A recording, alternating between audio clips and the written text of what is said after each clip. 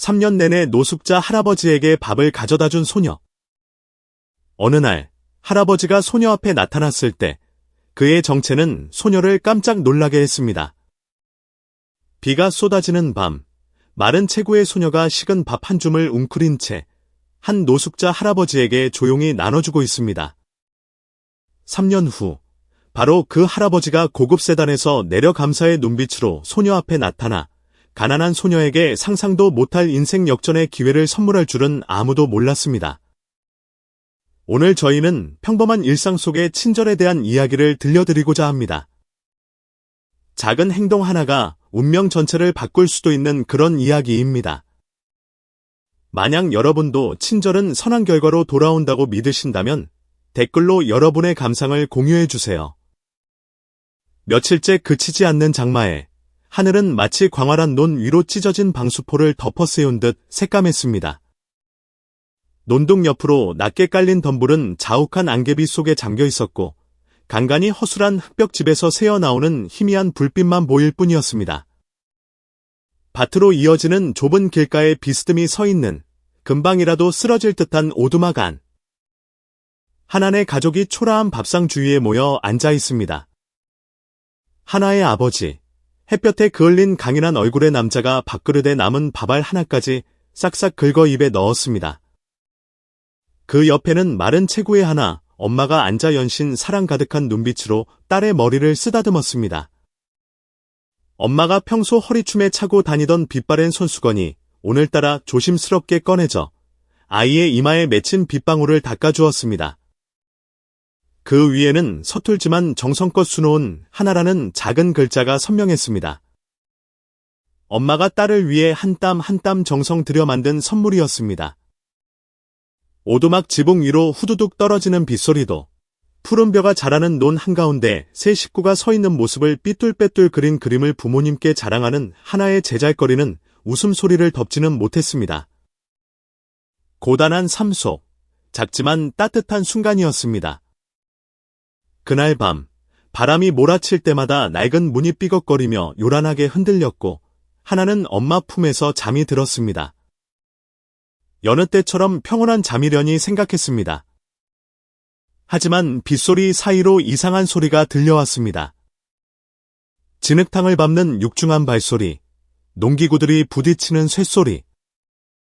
낡은 문이 부서지듯 열리고 검은 그림자가 하나의 눈앞을 덮쳤습니다. 아버지가 벌떡 일어났지만 무어라 물을 틈도 없이 거친 발길질의 바닥으로 쓰러졌습니다. 하나 엄마는 비명을 지르며 아이를 꼭 껴안았지만 낯선 남자가 엄마를 거칠게 잡아채 집 구석으로 밀쳤습니다. 하나는 엄마가 급히 밀어 넣은 침대 밑으로 몸을 숨겼습니다. 소녀는 몸을 웅크린 채 두 손으로 입을 막고 숨을 죽이며 썩은 널빤지 틈새로 밖을 내다보았습니다. 고함 소리, 격렬한 몸싸움 소리, 그리고 밤의 정적을 찢는 소름 끼치는 비명 소리가 울려 퍼졌습니다. 깜빡이는 등잔불 빛 속에서 하나는 아버지가 발버둥 치는 것을 보았지만 그도 잠시였습니다. 번뜩이는 칼날이 허공을 갈랐고 얼룩덜룩한 흙벽에 피가 튀었습니다. 하나 엄마가 절망적으로 달려들어 몸싸움을 벌였지만 이내 고통스러운 비명과 함께 모든 것이 잠잠해졌습니다. 마른 두 사람이 나란히 쓰러졌고 흙바닥은 빗물과 피로 범벅이 되었습니다. 엄마가 수놓은 손수건이 흙바닥에 떨어져 진흙과 피로 얼룩진 채 하나의 부모님 시신 곁에 버려졌습니다. 소녀는 온몸을 떨었고 심장이 터질 듯했으며 눈물이 쏟아졌지만 감히 소리내어 울지 못했습니다. 공포에 질린 채 크게 뜬 눈에는 지울 수 없는 끔찍한 광경이 새겨졌습니다. 밖에서는 그날 밤의 비극을 땅에 새기기라도 하듯 천둥이 낮게 울부짖었습니다. 괴한 중 하나가 침대 쪽으로 다가왔습니다. 하나는 피 묻은 손수건을 손에 꽉 쥐고 몸을 웅크렸고 이마에는 식은 땀이 흘러내렸습니다. 그때 멀리서 거기 누구야 하는 고함 소리가 들려왔습니다. 아마도 마을 사람 중 누군가가 이상한 낌새를 챈 모양입니다. 검은 그림자들은 움찔하며 욕설을 몇 마디 내뱉더니 굵어지는 빗소리를 뚫고 서둘러 달아났습니다. 하나는 아주 오랫동안 기다렸습니다. 아무도 없다는 것이 확실해진 뒤에야 조심스럽게 침대 밑에서 기어 나왔습니다. 소녀는 부모님을 향해 한 걸음 한 걸음 다가갔습니다. 희미한 불빛 아래 그들의 몸은 미동도 없었고 바닥에는 피가 흥건했습니다. 하나는 무릎을 꿇고 부모님을 흔들며 불렀고 목이 쉴 때까지 울부짖었지만 차갑고 무정한 빗소리만이 대답할 뿐이었습니다. 그녀는 피에 젖은 손수건을 집어 가슴에 꼭 끌어안았습니다. 마치 어머니의 마지막 온기라도 붙잡으려는 듯이. 그날 밤 하늘이 뚫린 듯 비가 쏟아졌고 물에 잠긴 들판 사이로 소녀의 가슴 찢어지는 울음소리가 울려 퍼졌습니다. 그 울음은 바람소리, 빗소리와 뒤엉켜 가난한 마을 전체를 뒤덮는 암울한 소리가 되었습니다. 그리고 그 혼란 속에서 하나가 감당하기 힘든 고통을 채 인지하기도 전에 또 다른 소리가 들려왔습니다. 누군가가 진흙탕을 철벅거리며 걸어오는 소리였습니다. 점점 더 가까이. 그 육중한 발걸음에 맞춰 깜빡이던 등잔불이 흔들렸습니다. 하나는 숨을 죽였습니다. 두 손으로 자수가 놓인 손수건 조각을 꽉 쥔 채 다시금 스르르 열리는 오두막 문 쪽으로 멍한 시선을 돌렸습니다. 전라도 지방의 비는 마치 영원히 그치지 않을 것처럼 쏟아져 읍내로 이어지는 흙길을 끈적끈적한 진흙탕으로 만들었습니다. 하나는 맨발로 걸음을 옮겼습니다. 작은 발은 흙투성이었고 손에는 그 운명의 밤 이후 유일하게 남은 낡은 천 가방을 들고 있었습니다. 초라하고 황량한 구레읍이 빛바랜 그림처럼 그녀의 눈앞에 나타났습니다. 빗방울이 후두둑 떨어지는 녹슨 양철 지붕들, 임시로 만든 아궁이에서 연기가 피어오르는 작은 가게들, 김치찌개 냄새, 꽁치조림 냄새, 길거리 식당에서 풍기는 뜨끈한 밥 냄새가 축축한 공기 속을 파고들어 하나의 텅 빈 배를 자극했습니다. 깡마른 소녀는 낡은 찐빵 가게 옆에 바싹 붙어 서서 선반 위에 놓인 뜨끈한 찐빵을 굶주린 눈으로 바라보았습니다. 중년 여성인 가게 주인은 흙투성이의 소녀를 힐끗 보더니 손을 내저었습니다. 저리 가! 줄 거 없어. 하나는 주눅든 눈으로 뒷걸음질 치며 엄마가 남긴 낡은 손수건을 꽉 쥐었습니다. 타는 듯한 허기에 머리가 어지러웠습니다. 작은 골목골목을 헤매며 하나는 바쁘게 오가는 상인들 사이를 비집고 다녔습니다. 물건 파는 소리와 후두둑 떨어지는 빗소리가 뒤섞였습니다. 때때로 그녀는 다른 떠돌이 아이들에게 밀쳐지기도 하고 남은 밥이나 멍든 바나나 조각을 두고 싸워야 했습니다. 몇 번이고 하나는 그저 굶주린 배를 움켜쥐고 시장 구석에 쭈그려 앉아 말없이 슬픔을 곱씹을 뿐이었습니다. 해가 질 무렵 비가 그치기 시작할 때 하나는 저녁 시장에서 남은 음식이라도 찾을 생각으로 쓰레기 가득한 개천을 따라 걷고 있었습니다. 바로 그때 그를 보았습니다. 누더기를 걸친 한 할아버지가 은행나무 아래에 웅크리고 앉아 있었습니다. 다 해진 낡은 삿갓이 얼굴의 절반을 가렸고 누덕누덕 기운 옷은 물과 진흙으로 흠뻑 젖어 있었습니다. 그는 누구에게도 구걸하지 않았고 아무도 쳐다보지 않았습니다. 그저 먼 수평선을 바라보는 공허한 눈빛으로 썩은 나무 토막처럼 조용히 앉아있을 뿐이었습니다. 하나는 멈춰 섰습니다. 그때 그녀의 손에는 길거리 식당에서 얻은 식은 밥 한 줌과 작은 마른 생선 조각뿐이었습니다. 자신도 배가 고파 쓰러질 지경이었지만 어째서인지 할아버지의 외로운 모습을 보자 이상한 연민이 솟아났습니다. 잠시 망설이던 하나는 다가가 할아버지 앞에 밥을 내밀었습니다. 할아버지, 드실래요? 굶주림의 쉰 목소리는 모기 소리처럼 작았습니다. 할아버지가 천천히 고개를 들었습니다. 그의 눈은 세월의 먼지로 흐릿했지만 여전히 어둠 속에서 깜빡이는 불씨처럼 희미한 빛이 서려 있었습니다. 그는 소녀를 오랫동안 바라보았습니다. 그 시선에는 원망도, 구걸도 없었습니다. 잠시 침묵이 흘렀고 이윽고 할아버지는 조용히 고개를 끄덕였습니다.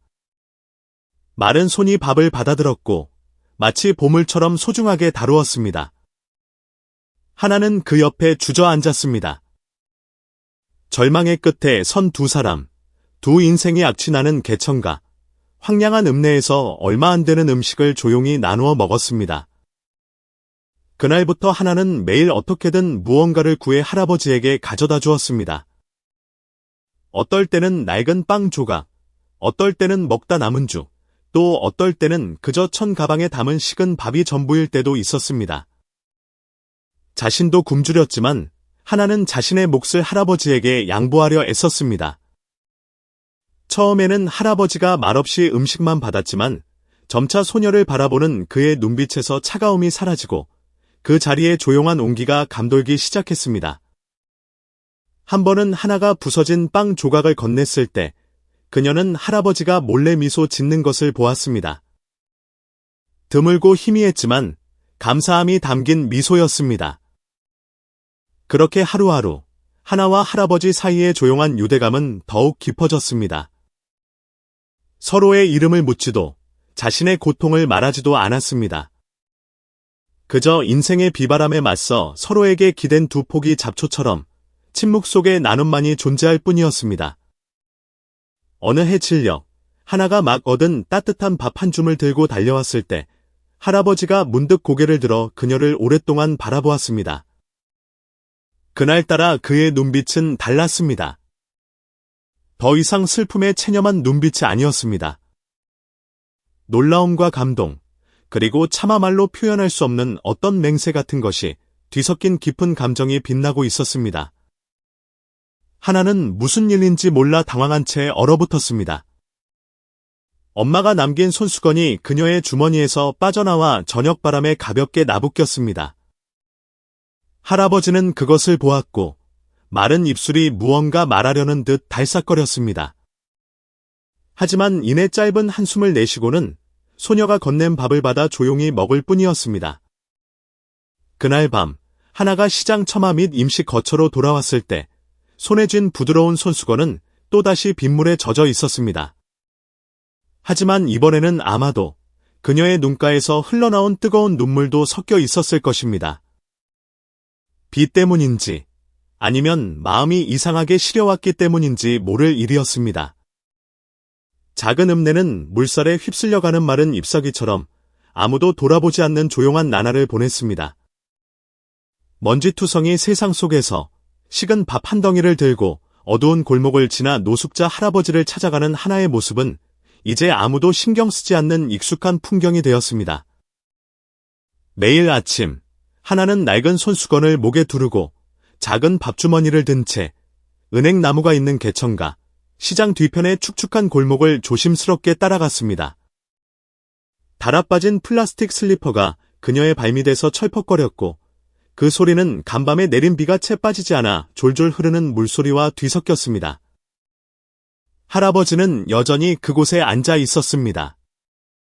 구부정한 모습, 다 해진 삿갓이 얼굴의 절반을 가리고 있었습니다. 때때로 하나가 다가가면 그는 고개를 들어 다정하면서도 무거운 사연이 담긴 눈으로 그녀를 바라보곤 했습니다. 소녀는 무릎을 꿇고 낡은 돗자리를 편 뒤 그 앞에 식은 밥을 놓았습니다. 식은 밥은 깨소금을 섞은 주먹밥일 때도 그저 부서진 누룽지 조각일 때도 있었고 운이 좋은 날에는 짜디짠 생선 조림 한 조각이 더해지기도 했습니다. 그럼에도 늙은이와 아이, 두 사람은 마치 잔치라도 벌이는 것처럼 마주 앉아 조용히 한 조각씩 나누어 먹었습니다. 시장 사람들은 이따금 지나가다 힐끗 쳐다보곤 했지만 이내 고개를 저으며 한숨을 내쉴 뿐이었습니다. 노숙자 늙은이와 고아 아이가 서로 의지하며 하루하루 버티는 모습에 신경 쓸 사람은 아무도 없었습니다. 할아버지가 어디서 왔는지 아는 사람은 없었습니다. 고생한 흔적이 역력한 저 노인이 왜 이런 밑바닥 인생을 택해 스스로를 가두었는지도 아무도 몰랐습니다.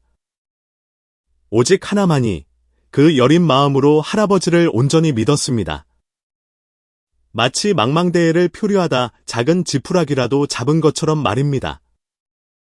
시장 거리가 온통 비로 뒤덮인 날도 있었습니다. 시장의 아이들은 처마 밑에 모여 흠뻑 젖은 채 웅크리고 있었습니다. 하지만 하나는 여전히 비를 맞으며 밥주머니를 손으로 가린 채 빗물이 넘실대는 거리를 가로질러 할아버지에게 밥을 가져다 주었습니다. 할아버지는 그녀를 바라보았고 그의 눈은 때때로 빗물 때문인지 눈물 때문인지 흐려졌습니다. 한 번은 그가 밥을 그녀 쪽으로 밀어내며 쉬어버린 목소리로 말했습니다. 내가 먹어라. 난 늙었지만 넌 살아야지. 하지만 하나는 고개를 저을 뿐이었습니다. 크고 검은 눈동자가 굳은 의지로 빛났습니다. 소녀는 여전히 입꼬리를 살짝 올리며 웃었습니다.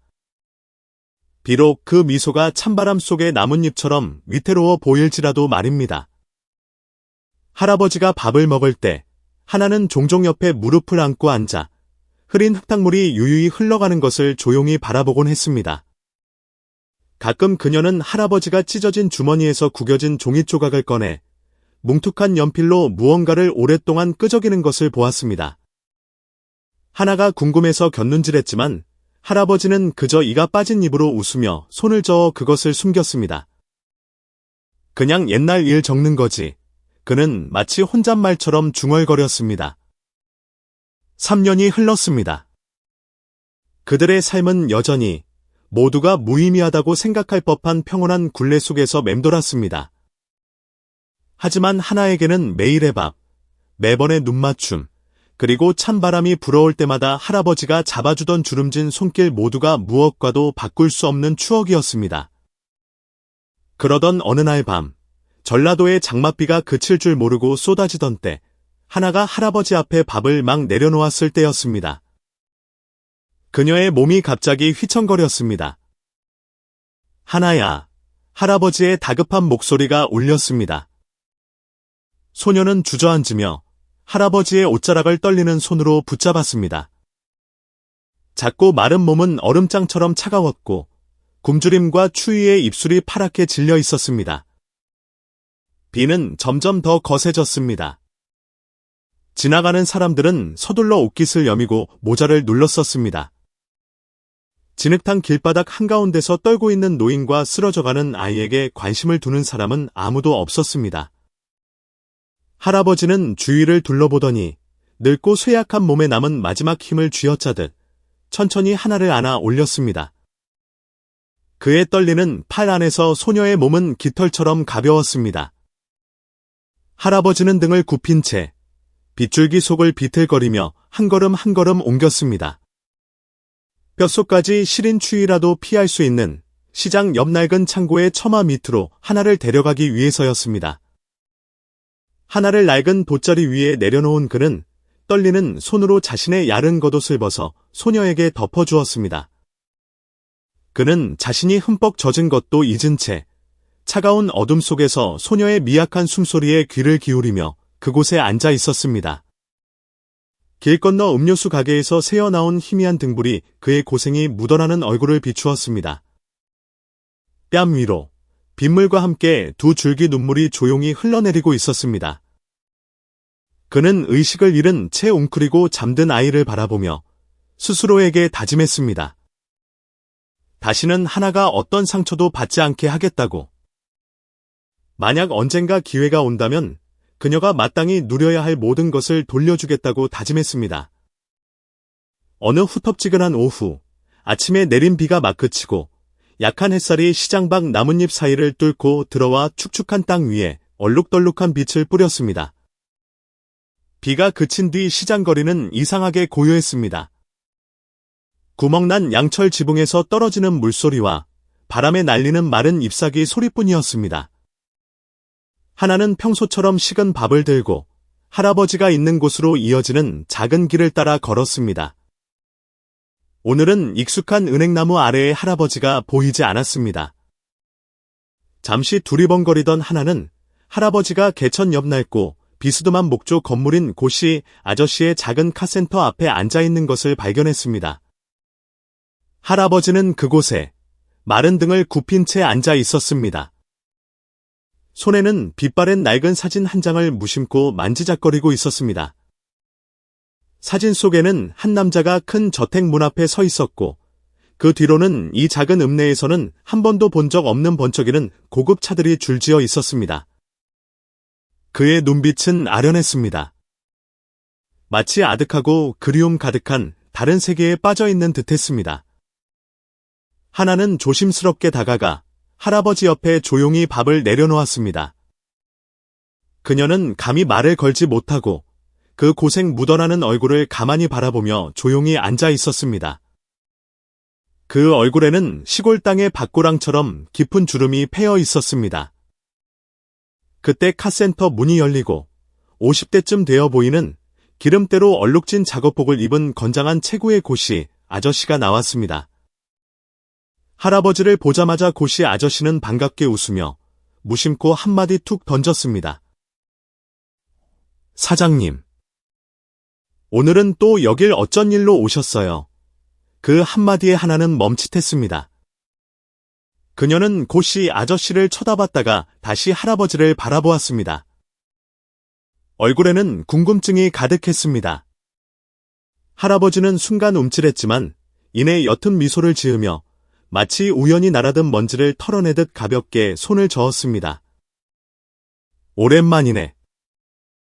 다 옛날 일이지. 고 사장, 그는 아무렇지 않은 듯 태연하게 말했습니다. 고씨 아저씨는 자신이 실언했음을 깨닫고 머리를 극적이며 멋쩍게 웃더니 서둘러 가게 안으로 들어가 버렸습니다. 풀리지 않는 궁금증을 가득 안은 하나만 남겨둔 채였습니다. 소녀는 조금 더 다가가 할아버지 손에 들린 사진을 힐끗 쳐다보며 속삭였습니다. 할아버지, 예전에 사장님이셨어요. 할아버지는 대답 대신 찢어진 주머니에 사진을 쑤셔 넣고 삿갓을 더 깊이 눌렀어 흔들리는 눈빛을 감췄습니다. 하나는 공기가 변했음을 분명히 느꼈습니다. 그녀와 할아버지 사이에 희미하지만 차가운 막연한 거리감이 생겨났습니다. 그날 오후 식사를 마친 할아버지는 작은 밧줄 조각으로 하나의 샌들끈을 꼼꼼하게 고쳐주었습니다. 그의 손은 거칠었지만 이상하게도 솜씨가 좋았습니다. 매듭 하나하나가 튼튼한 것이 마치 대충 사는 노숙자가 아니라 세심한 작업에 익숙했던 사람 같았습니다. 하나는 조용히 앉아 그 모습을 바라보며 머릿속에서 끊임없이 질문을 되풀이했습니다. 그녀는 할아버지가 항상 왼쪽 손목에 차고 있던 낡은 은색 시계가 생각났습니다. 옷은 누더기였지만 그는 그 시계만큼은 절대 몸에서 떼지 않았습니다. 흠집이 많았지만 여전히 저녁 햇살 아래 특별한 빛을 발하는 좋은 시계였습니다. 예전에 아버지는 말씀하셨습니다.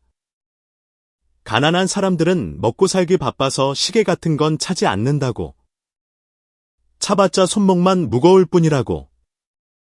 그런데 은행나무 아래에서 늘 웅크리고 있던 할아버지가 그런 물건을 소중하게 간직하고 있었습니다. 그날 할아버지가 돌아간 후 하나는 카센터에 남아 궁금증을 참지 못하고 고씨 아저씨에게 물었습니다.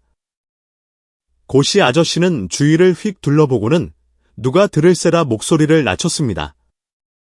사실 나도 어렴풋이 알 뿐이야.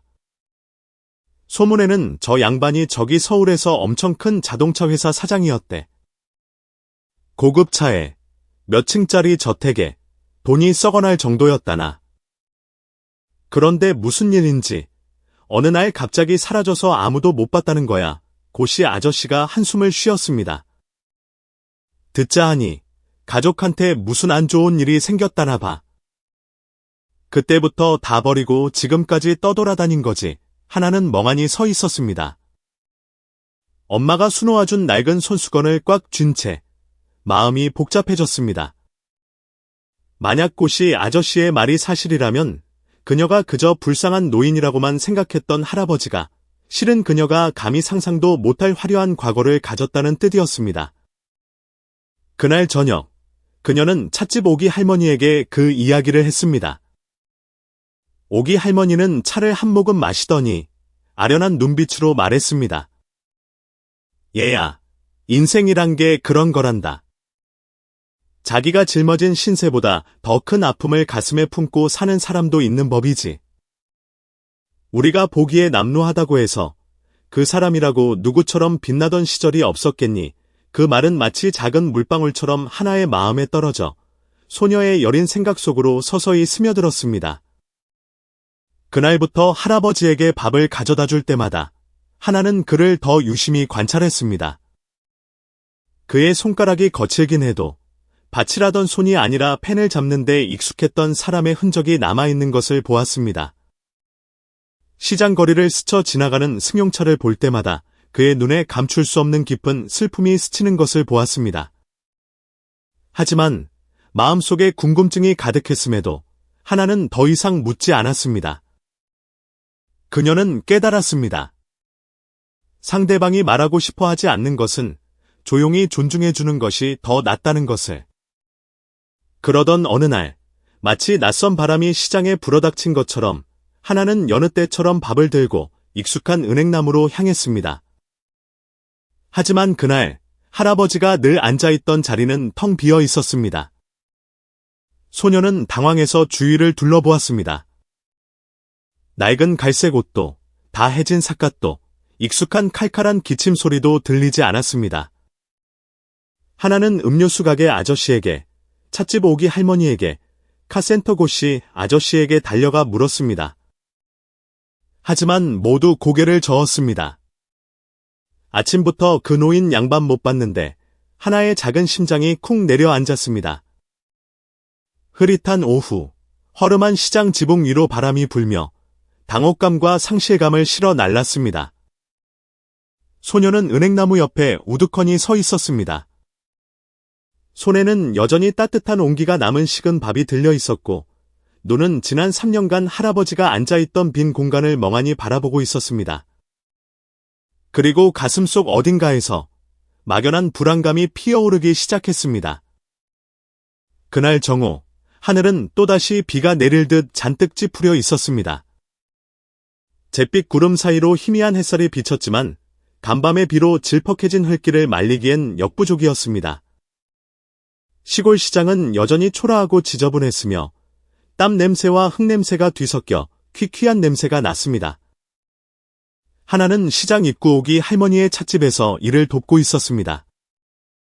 그새 훌쩍 자란 소녀는 여전히 안색이 창백했지만 머리를 뒤로 대충 묶고 작은 손으로 재빠르게 찻잔을 닫고 차를 따랐습니다. 할아버지의 소식이 끊긴 지 3년, 하나의 삶은 조금도 나아지지 않았습니다. 플라스틱 의자를 정리하느라 분주하던 하나는 문득 낯선 자동차 소리를 들었습니다. 타이어가 젖은 흙바닥을 가르는 소리, 그리고 짧고 단호한 브레이크 소리. 궁금해진 그녀가 고개를 들었습니다. 번쩍이는 검은색 고급 세단 한 대가 가난한 시장 안으로 천천히 들어오고 있었습니다. 시장 전체가 숨을 죽인 듯했습니다. 장사하던 사람들도 손을 멈췄습니다. 흙투성이가 되어 축구를 하던 아이들도 깜짝 놀라 멈춰 섰습니다. 이런 가난한 곳에 저런 차가 들르는 일은 극히 드물었습니다. 차는 시장 입구 바로 앞에 멈춰 섰고 차창이 천천히 내려왔습니다. 차 안의 차가운 에어컨 바람이 밖에 후텁지근한 공기와 뒤섞여 뿜어져 나왔습니다. 차 안에는 말쑥하게 정장을 차려입고 선글라스를 낀 희끗희끗한 머리를 단정하게 빗어 넘긴 위험 있는 얼굴의 남자가 앉아 있었습니다. 하나는 눈을 가늘게 뜨고 자세히 보았습니다. 형언할 수 없는 기분이 가슴속에서 피어올랐습니다. 저 얼굴이 낯설지 않았습니다. 차 문이 열리고 남자가 내렸습니다. 반짝이는 가죽 구두가 흙바닥을 밟았습니다.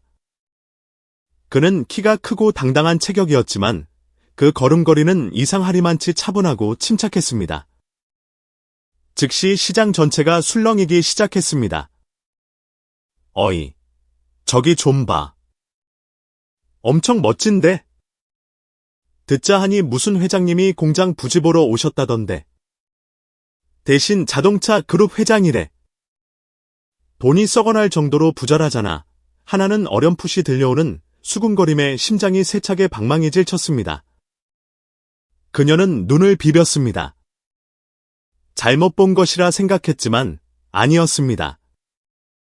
저 걸음걸이, 저 얼굴 표정, 그리고 특히 남자의 손목에서 은은하게 빛나는 낡은 시계. 저 시계 하나는 결코 잊을 수 없었습니다.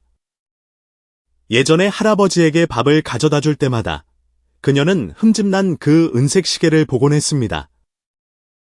그때는 그것이 할아버지 인생에 유일하게 남은 물건이라 생각했습니다. 하나의 다리에 힘이 풀렸습니다. 그녀는 플라스틱 의자에 주저앉았고 심장이 북치듯 쿵쿵거렸습니다. 놀라움과 혼란이 뒤섞인 멍한 기분에 숨이 막힐 것 같았습니다. 저 남자, 할아버지. 한때 그녀와 함께 식은 밥을 나누며 지독한 굶주림을 견뎠던 그 사람이 지금 그녀가 감히 믿을 수 없을 만큼 눈부신 신분으로 그녀 앞에 서 있었습니다.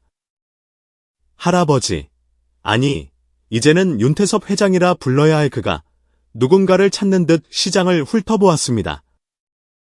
그의 시선이 낡은 찻집 구석, 예전에 그 마른 소녀가 떨리는 손으로 냉차 쟁반을 들고 서 있는 곳에 멈췄을 때 그의 입가에 옅은 미소가 번졌고 눈가가 촉촉해졌습니다. 그는 시장 사람들의 호기심과 의심이 가득한 시선을 받으며 하나를 향해 똑바로 걸어왔습니다. 그의 한 걸음 한 걸음은 수만 가지 기억을 짊어진 듯 무거웠습니다. 하나는 본능적으로 뒷걸음질 쳤습니다. 작은 손으로 낡은 옷자락을 꽉 쥔 채 감동과 두려움이 뒤섞인 감정이 솟구쳤습니다. 그녀는 자신의 모습을 돌아보았습니다. 색이 바랜 티셔츠, 누더기 같은 바지, 끈이 끊어진 플라스틱 슬리퍼. 시골의 남루한 계집아이가 어찌 감히 저런 사람 앞에 설 수 있단 말인가? 옛 기억들이 머릿속에서 빠르게 스쳐 지나갔습니다. 후두둑 떨어지는 빗소리, 타는 듯한 배고픔, 다해진 삿갓 아래 따뜻했던 늙은 눈동자. 모든 것이 밀려와 하나의 마음속에서 터져나왔습니다. 윤태섭 회장이 그녀의 앞에 멈춰 섰습니다. 두 사람의 거리는 한 뼘도 채 되지 않았습니다. 그 순간 하나는 주변 세상이 흐려지는 것 같았습니다.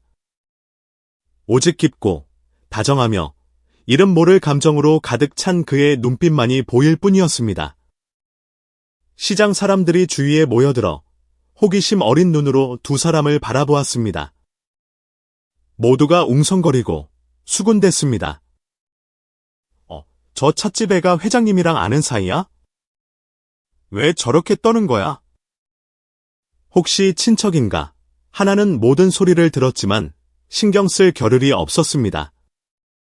그녀는 그저 고개를 숙였고 눈물은 닦을 새도 없이 흘러내렸습니다. 윤태섭 회장이 조용히 손을 들었습니다. 크지만 떨리는 손이었습니다. 마치 소녀의 머리를 쓰다듬고 싶어 하다가 이내 중간에 멈추고는 감정을 억누르듯 조용히 주먹을 쥐었습니다. 아무도 말하지 않았습니다. 어떤 말도 필요 없었습니다. 가난한 시장, 찌푸린 정오. 오직 심장 박동 소리와 바람 소리, 그리고 고통의 밑바닥에서 서로에게 기댔던 두 인생의 기묘한 재회만이 존재했습니다. 이야기는 이제 막 시작되었습니다. 다시 비가 부슬부슬 내리기 시작했습니다. 안개비가 얇은 커튼처럼 드리워져 시장 입구의 고목 아래 작은 찻집 구석을 뿌옇게 물들였습니다. 찻집 주인인 와 할머니는 껌을 짝짝 씹으며 모기를 쫓으려 손부채질을 하면서도 구석자리에 앉은 두 사람을 조심스럽게 훔쳐보았습니다. 윤태섭 회장과 하나가 마주 앉아 있었습니다. 그들 사이 낡은 테이블 위에는 두툼한 봉투가 놓여 있었습니다. 하나는 떨리는 손으로 봉투에 손을 댔다가 마치 불에 댄 것처럼 화들짝 손을 거두었습니다. 그녀는 혼란스럽고 당황스러운 눈빛으로 윤태섭 회장을 바라보았습니다. 윤태섭 회장이 다정하게 웃었습니다. 짙은 나뭇잎 그늘 아래 그의 눈빛에는 부드럽고 깊은 감정이 담겨 있었습니다. 열어보렴 그의 낮고 차분한 목소리에는 그가 수년간 품어왔던 모든 것이 담겨 있는 듯했습니다. 하나는 입술을 깨물었습니다. 떨리는 손으로 봉투를 집어 들었습니다. 그녀가 봉투를 열자 안에는 서류 뭉치와 깨끗하게 인쇄된 종이 몇 장, 그리고 새 은행 카드가 들어 있었습니다. 눈물 때문에 눈앞의 글자들이 흐려졌습니다. 또렷한 글씨로 이렇게 적혀 있었습니다. 서울소재대학 경영학과 전액 장학금, 5년간의 생활비 및 학업 지원, 그리고 대신 그룹 인턴십 및 경영 승계 우선권. 하나는 눈물이 범벅이 된 얼굴을 들었습니다. 아저씨. 어떻게 저한테 이러실 수 있어요? 그녀의 목소리는 갈라졌고 목이 메었습니다. 윤태섭 회장이 마르지만 단단한 손을 그녀의 어깨에 얹고 가볍게 두드렸습니다. 그 비 오던 밤을 기억하니? 네가 굶주림에 정신을 잃었을 때 내가 널 고시 아저씨네 창고 처마 밑으로 옮겼지. 그때 맹세했단다. 언젠가 반드시 내게 이 은혜를 1000배로 갚겠다고. 그는 입술을 굳게 다물었다가 이내 약해질까봐 두려운 듯 하늘을 올려다보았습니다. 비에 젖은 고목이 그의 어깨 위로 빗방울을 떨구었습니다. 하나는 두 손에 얼굴을 파묻고 흐느껴 울었습니다. 비 오는 오후 찻집의 고요함을 깨뜨리는 작은 흐느낌이었습니다. 멀리 서 있던 화할머니도 고개를 돌려 촉촉해진 눈가를 조용히 닦았습니다. 윤태섭 회장이 마치 남의 이야기라도 하듯 담담하게 말했습니다. 나에게도 가족이 있었단다. 현명한 아내와 똑똑한 아들 하나. 하지만 여행길에 일어난 교통사고가 모든 것을 앗아갔지. 난 세상에 대한 믿음을 잃었다. 회사도, 재산도 다 버리고 도시에서 시골까지 떠돌아다녔어. 인간미라는 걸 다시 찾아 헤맸단다. 그는 말을 멈췄습니다. 솟구치는 감정을 억누르듯 손이 가늘게 떨렸습니다. 그러다 널 만났지. 알지도 못하는 나에게 식은 밥을 나눠주던 아이. 어떤 계산도 없이 넌 나에게 믿음을 주었어. 이 진흙탕 같은 세상에 이미 묻어버렸다고 생각했던 그 믿음을 말이다. 하나가 울며 말했습니다. 전 아무것도 한 게 없어요. 저도 그냥 아저씨처럼 배고팠을 뿐이에요. 윤태섭 회장은 고개를 저었습니다. 배고프다고 다 나눌 줄 아는 건 아니란다, 얘야. 특히 너처럼 어린아이라면 더욱 그렇지. 그는 서류 뭉치를 하나 쪽으로 조용히 밀었습니다. 이건 기회지. 적선이 아니야. 거절하지 마라. 이건 그날 내가 내게 빚진 약속이니까. 하나는 눈앞의 서류 뭉치를 바라보았습니다. 지난 몇 년간 그녀는 닥치는 대로 일하며 힘겹게 살았습니다. 식당 서빙, 설거지, 복권 파리까지. 밤이면 이마에 팔을 얹고 누워 다른 삶을 꿈꾸곤 했습니다. 더 이상 굶주림을, 추위를 두려워하지 않는 삶. 하지만 아침 시장을 여는 종이 울리면 또 다른 하루의 생존 경쟁이 시작됨을 알리며 그 꿈은 늘 사라져버렸습니다. 이제 그 기회가 그녀의 눈앞에 놓여 있었습니다. 비바람치는 인생 한가운데서 봉투의 형상으로 누군가 내민 손길로 말입니다. 그녀는 시장 구석을 가득 메운 안개비를 찢을듯이 더 크게 울음을 터뜨렸습니다. 윤태섭 회장은 그녀가 울음을 그칠 때까지 기다렸다가 바람처럼 가벼운 목소리로 덧붙였습니다. 단순히 공부만 하라는 게 아니야. 나는 내가 훗날 나를 대신 그룹을 이끌어주길 바란다. 하나는 자신이 잘못 들었나 싶어 눈을 동그랗게 떴습니다. 윤태섭 회장은 그녀의 눈을 깊이 바라보며 천천히 말했습니다. 거절해도 좋다. 하지만 내 자신을 믿는다면, 그리고 예전의 그 선한 마음을 기억한다면 앞으로 나아가거라. 내가 잃어버렸던 삶의 목까지 대신 살아다오. 찻집 밖에는 여전히 비가 부슬부슬 내렸지만 하나의 마음속에서는 새로운 폭풍이 일고 있었습니다. 희망, 갈망, 그리고 오랫동안 묻어두었던 꿈의 폭풍이었습니다. 그녀는 은행카드와 서류 뭉치를 손에 꽉 쥐고는 고개를 들어 윤태섭 회장을 똑바로 바라보았습니다. 눈가는 붉었지만 그 안에는 전례 없는 굳은 결의가 빛나고 있었습니다. 세상이 그녀를 아무리 짓밟았을지라도 오늘 그녀는 다시 시작할 것입니다. 대학 정문이 마치 다른 세계로 들어가는 관문처럼 우뚝 솟아 있었습니다. 아득한 꿈속에서 멀리서 바라보기만 했던 세상이었습니다. 낡은 청 가방을 가슴 앞으로 둘러매고 굽이 다른 낡은 운동화를 신은 하나는 붐비는 학생들 사이에서 우뚝 멈춰 섰습니다. 모두가 단정하고 향기로운 옷에 새 가방을 메고 있었습니다. 반면 그녀는 그 화려한 무리 속에서 홀로 초라하고 낯설었습니다. 가벼운 바람이 스쳐 지나갔고 학생들의 웃음소리와 최신형 캐리어를 끄는 바퀴 소리가 함께 실려왔습니다. 하나는 가방끈을 꽉 쥐고 마른 침을 삼켰습니다. 그녀의 눈은 순진했지만 어두운 밤하늘의 작은 별처럼 단호한 빛으로 반짝였습니다. 그녀는 천천히 조심스럽게 교정으로 들어섰습니다. 행정관 건물 처마 밑에는 신입생들이 모여 제잘거리며 인증샷을 찍고 있었습니다. 새 교복을 입은 여학생 무리가 지나가며 하나의 다른 어깨와 색이 바랜 신발을 재빨리 훑어보았습니다. 노골적인 찌푸림, 그리고 경멸을 감추지 않는 속삭임. 세상에, 요즘 누가 저런 옷을 입고 입학해 화장을 짙게 한 여학생이 일부러 크게 말했습니다. 하나는 고개를 푹 숙이고 걸음을 재촉했습니다. 하얗게 질릴 정도로 가방끈을 세게 쥔 채였습니다. 입학 수속실 앞에는 학생들이 길게 줄을 서 있었습니다. 그녀도 그 줄에 합류하여 묵묵히 차례를 기다렸습니다. 앞에 서 있던 단발머리 여학생이 뒤를 돌아보며 친절하게 웃었습니다. 너도 신입생이야? 무슨 과? 하나가 망설이며 조용히 대답했습니다. 네. 경영학과요. 와, 나랑 같은 과네. 여학생이 손을 내밀었습니다. 난 가은이야. 넌. 나는. 하나야. 가은이가 가볍게 쥔 손의 온기가 낯선 곳의 차가움 속에서 하나의 마음을 따뜻하게 했습니다.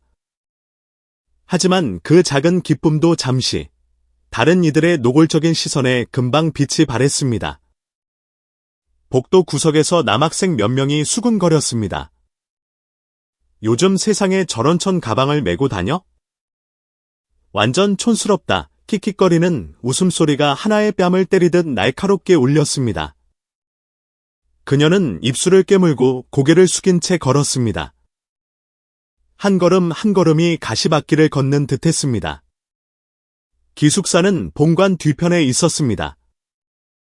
깔끔하고 아기자기한 방들을 보니 이곳 학생들 모두가 유복한 가정의 자녀들임을 알 수 있었습니다. 하나는 가은, 그리고 주호라는 남학생과 같은 방을 쓰게 되었습니다. 셋은 금방 친해졌지만 하나의 마음속에는 여전히 가난하다는 열등감이 자리 잡고 있었습니다. 도시에서의 첫날 밤, 그녀는 간소한 2층 침대에 몸을 웅크리고 누웠습니다. 밖에서는 낯선 차 소리가 울려 퍼졌습니다. 하나는 계속 뒤척였습니다. 가난했던 고향 마을, 쓰러져가던 집, 그리고 윤태섭 회장님의 모습이 차례로 떠올랐습니다. 다음 날 아침, 신입생 환영식에서 총장님이 연단에 올라 말했습니다. 여러분, 각자의 출발선은 다를지라도 기회는 끊임없이 노력하는 자에게만 주어지는 법입니다. 하나는 맨 뒷자리에 앉아 조용히 그 말을 들었습니다. 그녀는 낡은 옷자락을 꽉 쥐며 마음속으로 다짐했습니다. 열심히 해야 해. 태섭 아저씨를 실망시킬 수 없어. 하루하루 지나며 하나는 새로운 생활 리듬에 점차 익숙해졌습니다. 아침에는 수업을 듣고 오후에는 복습을, 저녁에는 학교 근처 작은 카페에서 아르바이트를 했습니다. 하지만 계층의 차이는 여전히 그녀의 마음에 고통스러운 상처를 남겼습니다. 친구들이 해외여행 사진을 자랑할 때 그녀는 조용히 설거지 아르바이트를 했습니다. 친구들이 새 옷을 차려입고 생일 파티에 갈 때 그녀는 얼마 안 되는 월급을 아껴가며 모았습니다. 점심으로 식은 밥을 싸온 그녀를 보며 힐끔거리는 시선과 비웃음 소리를 마주한 적도 한두 번이 아니었습니다. 어느 날, 같은 과 친구 몇 명이 일부러 그녀의 신발을 화장실에 감추고 교정에서 정문까지 맨발로 걷게 만들었습니다. 학교 전체가 웃음바다가 되었습니다. 굴욕감과 서러움. 하나는 다른 이들의 동정 어린 시선을 무시한 채 얼굴을 감싸주고 기숙사로 뛰어갔습니다. 그날 밤, 그녀는 기숙사 마당에 주저앉았습니다. 비는 오지 않았지만 바람이 살을 내는 듯했습니다. 하나는 윤태섭 회장의 빛바랜 작은 사진, 그가 편지와 함께 보냈던 것을 몰래 간직해온 그 사진을 꽉 쥐고는 울음을 터뜨렸습니다. 헤어지던 날의 윤태섭 회장의 눈빛, 희망과 믿음으로 가득 찼던 그 눈빛을 떠올리며 그녀는 눈물을 닦고 속삭였습니다. 난 이겨내야 해. 아저씨가 내게 주신 믿음에 부끄럽지 않게 살아야 해. 헝클어진 머리칼 사이로 바람이 스쳤고 길가의 늙은 나무들이 힘내라, 아가씨야 하고 속삭이는 듯했습니다. 1학년 학생들을 대상으로 하는 경영기획 공모전 소식이 학교 게시판 곳곳에 붙었습니다. 보상은 장학금뿐만 아니라 누구나 들어가길 꿈꾸는 재계의 빛나는 이름, 대신 그룹에서의 인턴십 기회까지 주어졌습니다. 하나는 공고문 앞에 우두커니 섰습니다. 심장이 쿵쿵거렸습니다. 대신 윤태섭 아저씨의 그룹. 그것은 도시에서의 흔들리던 나날 속에서 그녀에게 길을 안내하는 등불과도 같았습니다. 대부분의 친구가 들떠서 토론하는 동안 하나는 조용히 몸을 움츠렸습니다. 논밭에만 처박혀 살던 소녀에게 공모전 참가는 너무나 먼 이야기처럼 느껴졌습니다. 하지만 그날 저녁, 기숙사방에서 이불을 개던 그녀는 우연히 윤태섭 회장이 예전에 편지와 함께 보냈던 낡은 사진을 보게 되었습니다. 사진 속 이가 빠진 입으로 웃는 할아버지의 눈빛은 믿음으로 빛나며 그녀에게 조용히 상기시키는 듯했습니다. 스스로를 비하하지 마라. 꾸준함이야말로 차이를 만드는 거란다. 그 말은 하나의 심장을 세게 움켜쥐는 것 같았습니다. 그녀는 불안감이 가득했지만 공모전에 참가하기로 결심했습니다. 착한 룸메이트 가은이는 하나의 이야기를 듣고는 망설임 없이 돕겠다고 나섰습니다. 난 내가 할 수 있다고 믿어. 내가 최선을 다해 도울게 두 소녀는 마치 결의에 찬 작은 전사들처럼 작업에 매달렸습니다. 낮에는 수업을 듣고 밤이 되면 하나는 기숙사 방구석에서 꼬박꼬박 자료를 찾고 아이디어 기획안을 그렸습니다. 어떤 날은 밤늦게까지 이어졌고 가은이가 그녀를 챙겼습니다. 하나야, 좀 자. 내일 시험도 있잖아. 조금만 더. 거의 다 끝났어. 하나의 아이디어는 소박해 보였습니다. 시골에 버려진 땅을 활용한 소규모 유기농 채소 재배 모델 구축, 그리고 학교와 마트에 직접 납품하여 깨끗한 먹거리를 보장한다. 너무 촌스러운 것 같아. 심사위원들이 비웃으면 어떡하지 하나가 중얼거렸습니다. 가은이가 그녀를 안심시키며 웃었습니다. 사실 아이디어는 현실적일수록 설득력이 있는 거야. 날 믿어. 발표 당일, 강당은 학생들과 교수님들로 가득 찼습니다. 참가팀들이 차례로 발표했습니다. 아이디어들은 하나같이 화려했습니다. 소매업에 적용하는 AI 기술, 자동화 카페 프로젝트, 드론 배송 시스템. 하나의 팀이 무대에 오르자 웅성거리는 소리가 일었습니다. 세상에, 저런 촌뜨기가 감히 대회에 나왔네? 화장을 한 여학생이 옆 친구에게 속삭였습니다. 하나는 그 말을 똑똑히 들었고 심장이 멎는 것 같았습니다. 하지만 가은이의 격려하는 눈빛을 보자 그녀는 기획안을 꽉 쥐고 숨을 길게 들이마신 뒤 발표를 시작했습니다. 안녕하십니까? 심사위원님, 교수님, 그리고 학우 여러분. 저는 배하나입니다. 오늘 저는 미래를 위한 깨끗한 채소밭 프로젝트를 발표하겠습니다. 처음에는 목소리가 떨렸습니다. 청중석에서 들려오는 비웃음 소리가 수천 개의 바늘이 되어 가슴을 찔렀습니다. 하지만 그때 윤태섭 아저씨가 당부했던 말이 마음속에 울렸습니다. 꾸준함이야말로 차이를 만드는 거란다. 하나는 고개를 들었고 목소리는 점점 힘이 생겼습니다. 그녀는 유기농 재배 과정, 지역 학교와의 연계 방법, 커뮤니티 마케팅 전략, 그리고 깨끗한 먹거리에 대한 도시민들의 관심이 높아지는 상황에서 이 모델이 갖는 실현 가능성을 상세히 설명했습니다. 이 프로젝트는 안전한 채소를 생산할 뿐만 아니라 실직한 농부들에게 일자리를 제공하고 버려진 땅을 활용하며 환경을 보호할 수 있습니다. 하나는 환한 미소로 발표를 마쳤습니다. 강당은 잠시 쥐 죽은 듯 조용했다가 이내 드문드문 박수 소리가 터져나왔고 곧이어 우레와 같은 박수갈채가 쏟아졌습니다. 처음에 비웃던 학생들 중 일부도 놀라움을 감추지 못했습니다. 심사위원석에서 머리가 희끗한 중년의 남자가 하나를 유심히 바라보고 있었습니다. 그는 몸을 숙여 수첩에 몰래 주목할 만함이라고 적었다. 하나가 무대를 내려오자 긴장으로 다리가 풀려버렸다. 가은이가 달려와 그녀를 와락 껴안았다. 해냈구나. 하나야. 하나는 미소를 지었지만 참았던 눈물이 터져 나왔다. 그날 밤 그녀는 홀로 학교 운동장에 앉아 별이 가득한 하늘을 올려다보았다. 열등감과 가난이라는 어둠 속에서 수년을 보낸 하나는 처음으로 마음속 깊은 곳에서 한 줄기 희미한 빛을 느꼈다. 결과가 어떻게 될지는 몰라도 한 가지는 확실했다. 자신은 최선을 다해 싸웠다는 것. 그리고 더 이상 두렵지 않다는 것. 운동장 다른 편 구석진 곳, 수수한 정장 차림의 낡은 야구 모자를 쓴 한 남자가 자랑스러움이 가득한 눈빛으로 하나를 조용히 바라보고 있었다. 그날 오후, 운동장은 엷은 햇살에 물들어 넓은 마당 전체가 노랗게 빛났다. 예선 결과 공지 게시판 주위로 학생들이 빽빽하게 모여들었다. 사방에서 터져나오는 웅성거림과 환호성이 뒤섞여 활기차면서도 긴장감이 감도는 분위기를 만들어냈다. 하나는 인파 속에 섞여 가방끈을 힘주어 쥔 채 서 있었다. 심장이 쿵쿵 울려 가슴 밖으로 튀어나올 것만 같았다.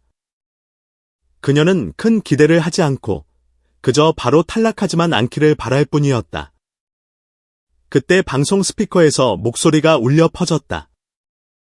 심사위원단에서 본선 특별 진출 프로젝트 명단을 발표합니다.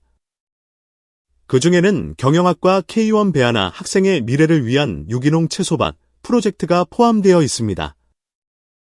순간 주변이 조용해지는 것 같았다. 하나는 너무 놀라 인파 속에서 멍하니 그 자리에 얼어붙었다. 뜸하게 들리던 박수 소리가 이내 점점 커지며 터져나왔다.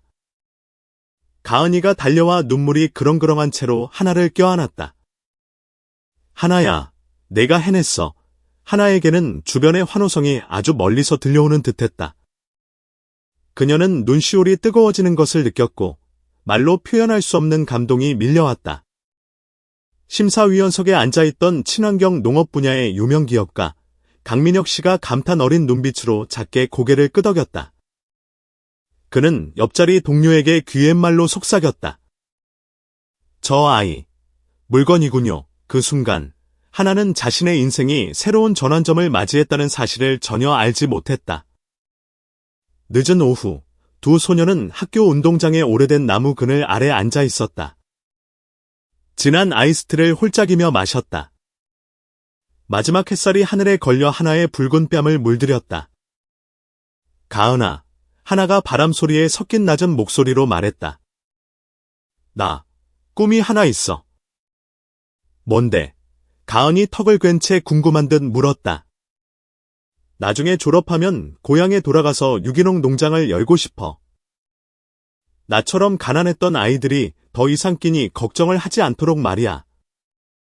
가은이는 잠시 말이 없다가 이내 웃었다. 정말 멋진 꿈이다.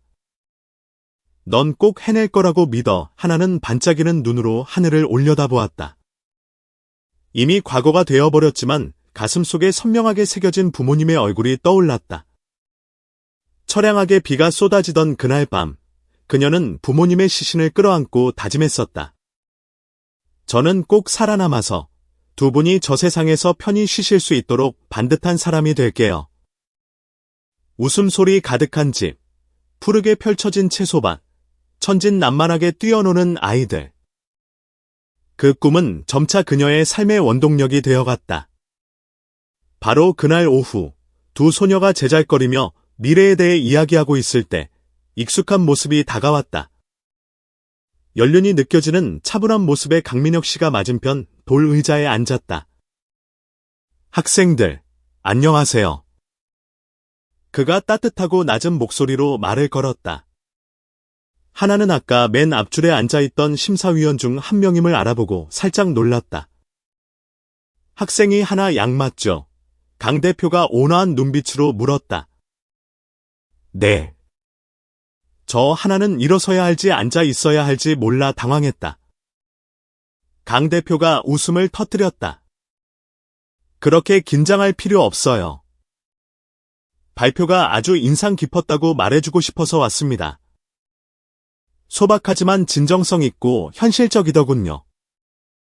하나는 얼굴이 붉어져 고개를 숙였다. 내게 도시 외곽에 친환경 농장이 하나 있는데 괜찮다면 이번 시험이 끝나고 견학 한번 올래요? 어쩌면 우리가 함께 일하게 될지도 모르니까요. 너무나 뜻밖의 제안이었다. 하나는 자신의 귀를 의심하며 눈을 크게 떴다. 기회가 너무 갑작스럽게 찾아왔다. 가은이가 하나의 발을 툭 치며 눈짓했다. 얼른 대답해야지. 하나는 황급히 일어나 허리를 깊이 숙였다. 네, 감사합니다. 대표님. 저야 정말 좋습니다. 강 대표가 만족스러운 미소를 지었다. 그는 일어서서 하나의 어깨를 가볍게 두드렸다. 그럼 다음에 봅시다. 꿈꿀 줄 아는 눈을 가진 학생이네요. 오래된 나무 그늘 사이로 강 대표의 뒷모습이 사라지는 것을 보며 하나는 가슴이 벅차오르는 것을 느꼈다. 이제 막 하나의 문이 열렸고 그녀는 스스로의 힘으로 그 문을 통과해야 했다. 그날 밤 하나는 다시 기숙사 앞들에 앉아 하늘을 올려다보았다.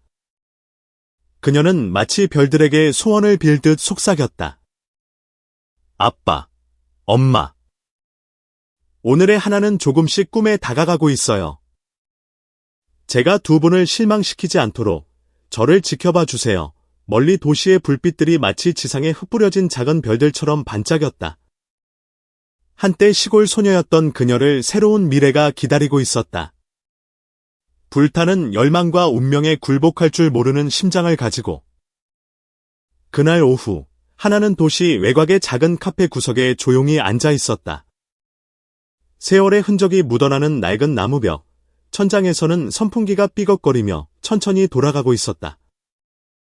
볶은 커피향이 희미하게 흘러나오는 옛 음악과 어우러져 그곳은 이상하리만치 아늑했다. 그녀의 심장이 가슴 속에서 쿵쾅거렸고 달아빠진 천 가방끈을 쥔 손에 힘이 들어갔다. 하나는 평정심을 유지하려 애쓰며 심호흡을 했다. 그녀는 그날의 심사위원, 자신에게 소중한 기회를 약속했던 강민혁이라는 남자를 기다리고 있었다. 초조함과 기대감이 뒤섞인 채 앉아있던 하나는 문득 태섭 할아버지가 했던 말을 떠올렸다. 부자라고 해서 다 냉정한 건 아니란다. 나와 너처럼 시장에서 남은 밥을 주워 먹어야 할 만큼 가난했던 사람들도 있지. 그 말은 그녀의 마음속에 희미하게나마 용기를 불어넣어 주었다. 바로 그때 카페의 나무 문이 조용히 열리고 차분한 인상의 중년 남성이 들어섰다. 그는 수수한 셔츠를 입고 있었고 오른쪽 손목에 찬 낡은 메탈 시계가 마지막 햇살을 받아 반짝였다. 강 대표였다. 그는 주위를 한번 둘러보더니 이내 구석 작은 테이블에 앉아있는 소녀를 알아챘다. 그가 다가오며 온화한 미소를 지었다. 하나 양, 반가워요. 강 대표가 맞은편에 앉으며 따뜻하고 낮은 목소리로 말했다. 오래 기다렸어요? 아닙니다. 방금 왔어요. 하나는 고개를 숙인 채 조용히 대답하며 무의식적으로 두 손을 꼼지락거렸다. 직원이 따뜻한 차 두 잔을 가져다 주었다. 은은한 차 향기 덕분에 긴장됐던 공기가 조금 풀리는 듯했다. 강 대표는 서두르지 않았다. 그는 차를 한 모금 마신 뒤 천천히 이야기를 시작했다. 심사날, 하나 양의 사정에 대해 들었어요. 그래서 따로 만나자고 한 겁니다. 하나가 기다렸다는 듯 고개를 들었다.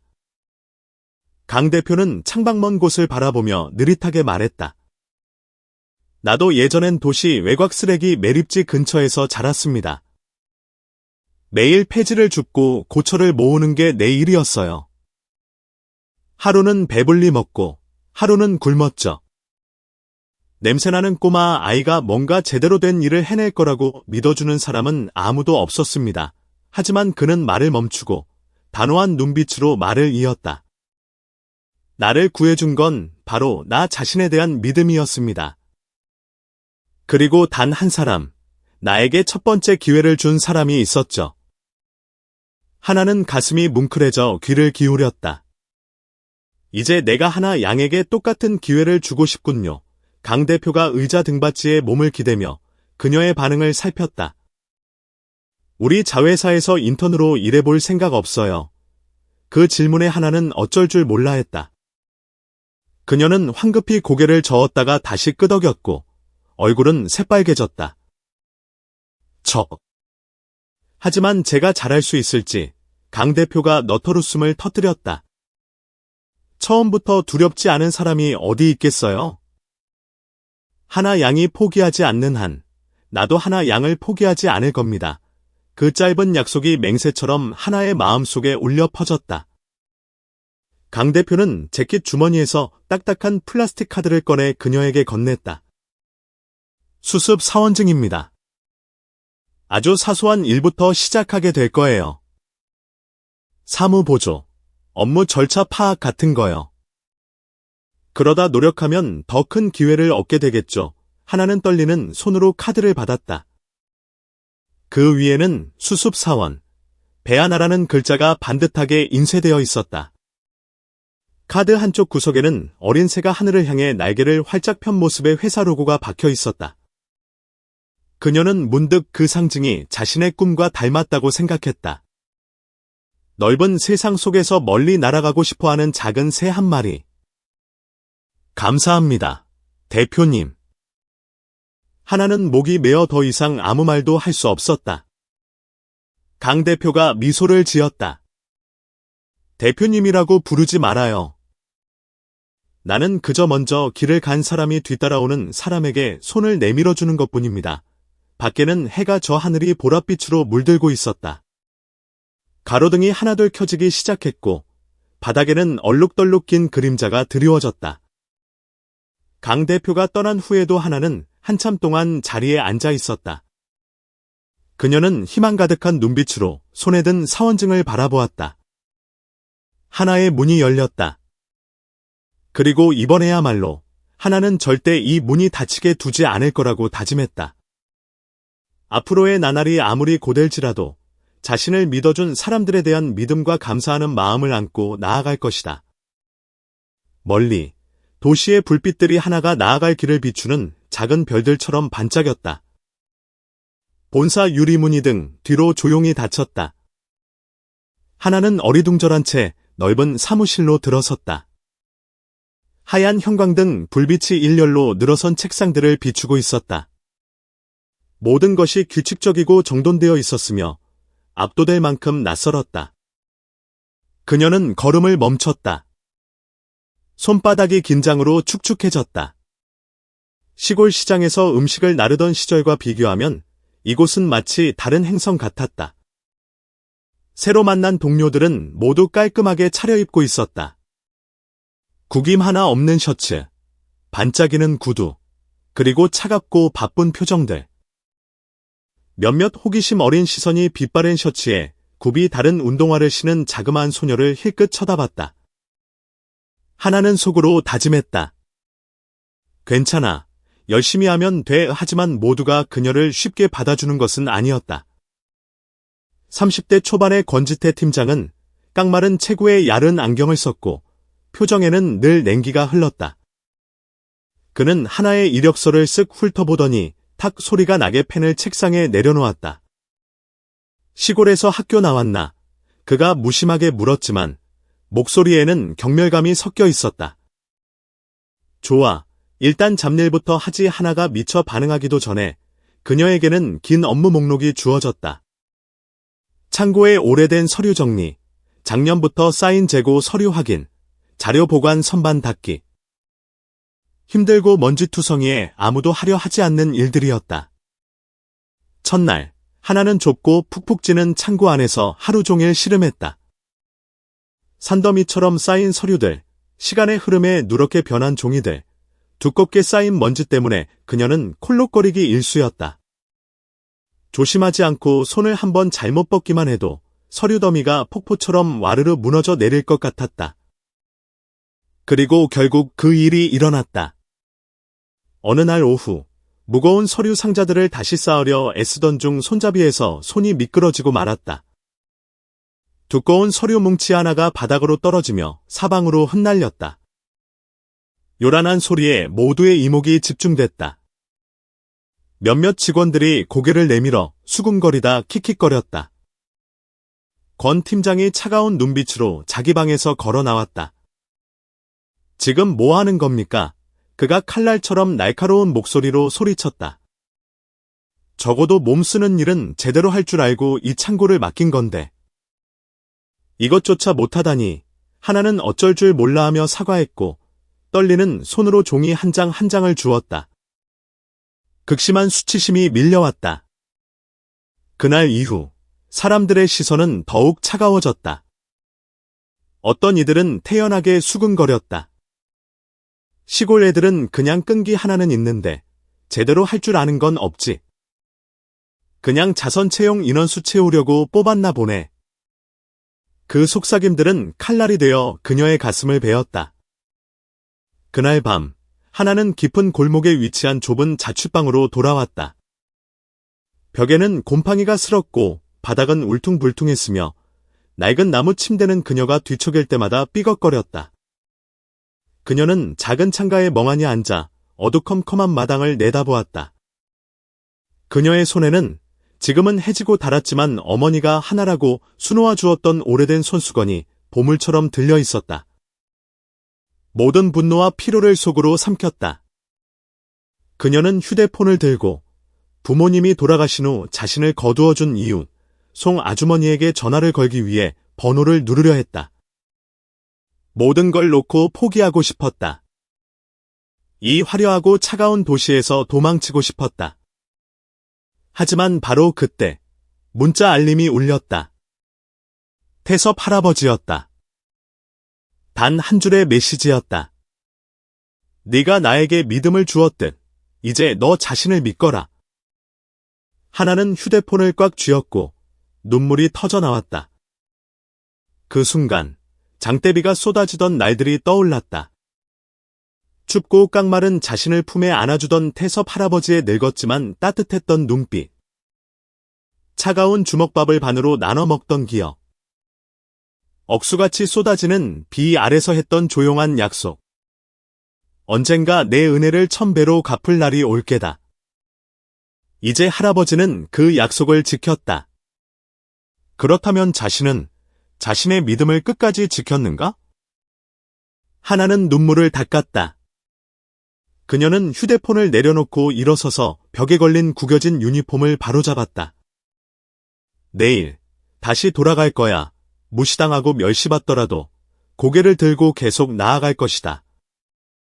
세상 사람들에게 증명하기 위해서가 아니라 가장 어두웠던 시절 자신을 믿어주었던 그 사람을 저버리지 않기 위해서였다. 이른 아침, 작은 창문으로 햇살이 채 들어오기도 전에 하나는 잠에서 깼다. 그녀는 낡은 거울을 가까이 끌어당겨 떨리는 손가락으로 뿌연 먼지 위에 짧은 문장을 적었다. 포기하지 말 것 줄도 맞지 않는 삐뚤빼뚤한 글씨였다. 하지만 하나에게는 그 어떤 경종보다 강력한 다짐이었다. 그녀는 평생 흙과 씨름하며 사셨던 아버지를 떠올렸다. 아버지는 다정하게 그녀의 머리를 쓰다듬으며 말씀하시곤 했다. 우리 딸, 고향 땅처럼 굳세야 한다. 볕이 들고, 비가 오고, 폭풍이 쳐도 절대 굴복하면 안 돼. 지금 부모님은 곁에 없지만 그 말씀은 그녀가 쓰러질 때마다 다시 일어설 수 있게 타오르는 마음속 꺼지지 않는 작은 불씨 같았다. 그날, 하나는 평소보다 일찍 회사에 도착했다. 첫날처럼 더 이상 어설프지 않았다. 날카로운 시선을 두려워하는 대신 동료들이 업무를 처리하는 방식을 유심히 관찰하고 모든 절차와 작은 요령까지 꼼꼼하게 기록했다. 무심한 비웃음 속에서도 그녀는 다짐했다. 배울 거야. 더 이상 아무도 나를 무시하지 못할 때까지 배울 거야. 묵은 서류가 여전히 산더미처럼 쌓여있는 물류창고에서 하나는 우진을 만났다. 그는 잘 웃는 선한 인상의 젊은 직원이었다. 우진은 다른 사람들과 달랐다.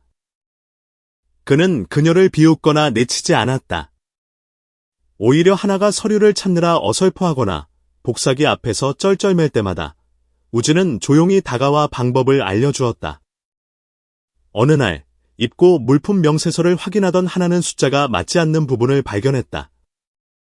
만약 다가올 내부 감사에서 이 오류가 발견된다면 물류팀 전체가 책임을 져야 할 상황이었다.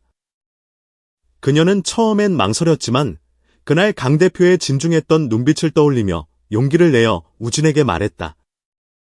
우진 씨, 여기 이 부분이 좀 잘못된 것 같아요. 그녀는 명세서를 가리켰다.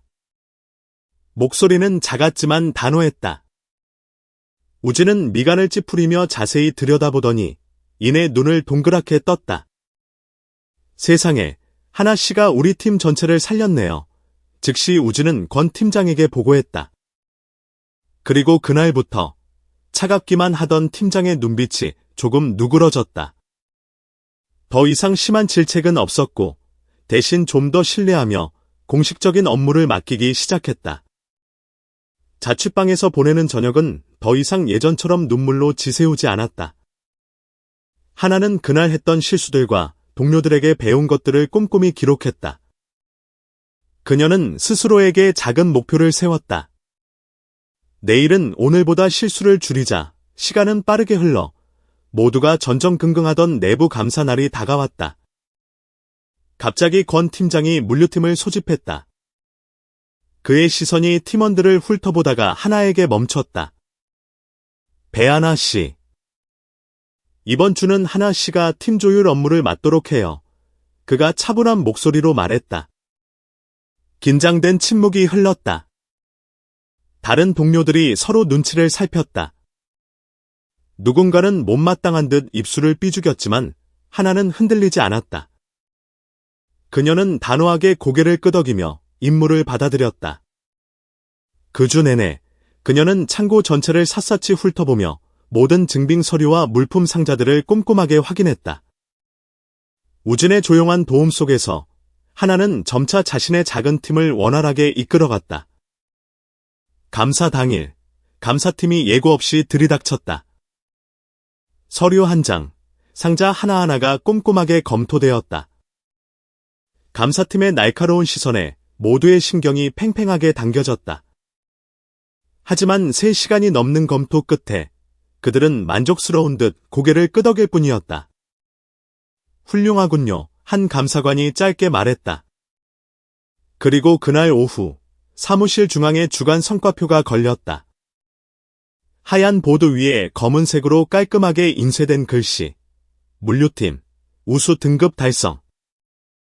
팀장, 배 하나 하나는 게시판에 적힌 자신의 이름을 멍하니 바라보았다. 심장이 북처럼 울렸다.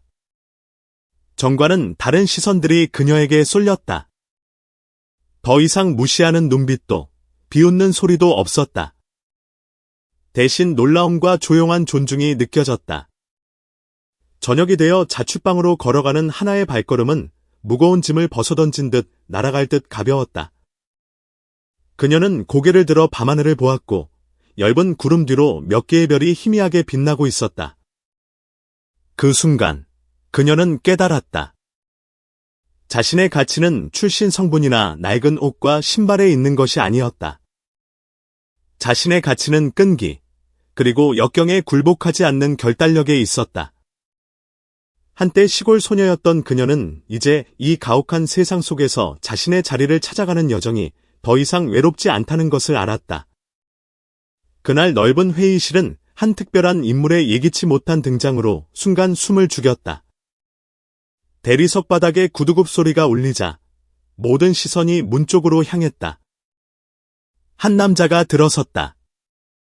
위험 있는 풍채, 큰 키에 잘 맞는 어두운 색 정장, 세월의 흔적이 엿보이는 은발머리는 그의 세련미와 중후함을 더욱 돋보이게 했다. 하나는 회의실 맨 끝에 앉아 있었다.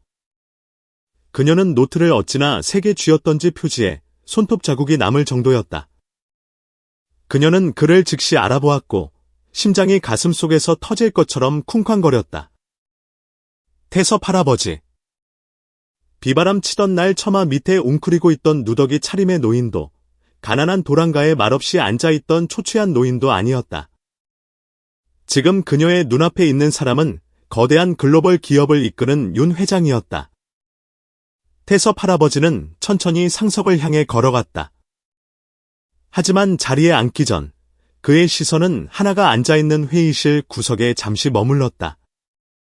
말로는 다 표현할 수 없는 수많은 감정이 담긴 소리 없는 눈빛이었다.